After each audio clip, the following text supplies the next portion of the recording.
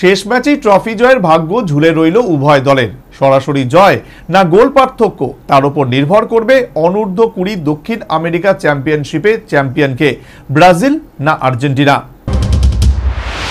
দক্ষিণ আমেরিকা অনূর্ধ্ব-20 চ্যাম্পিয়নশিপে কে সেরা, ব্রাজিল না আর্জেন্টিনা?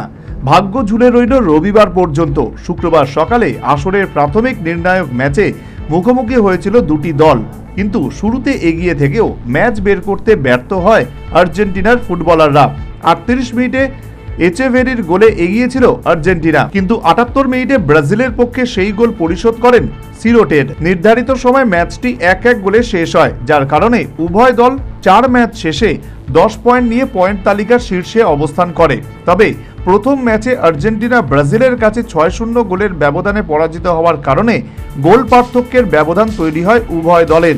এদিকে শুক্রবার আসরের গুরুত্বপূর্ণ ম্যাচের ফলাফলের পর দুই দলের চ্যাম্পিয়নের ভাগ্য ঝুলে রইল রবিবার শেষ ম্যাচে। রবিবার আসরের শেষ ম্যাচে ব্রাজিল খেলবে চিলির বিরুদ্ধে এবং আর্জেন্টিনার প্রতিপক্ষ প্যারাগুয়ে। এই দুটি ম্যাচ অমীমাংসিতভাবে শেষ হলে গোল পার্থক্যেই ফয়সালা হবে আসরের। Bureau report, news vanguard.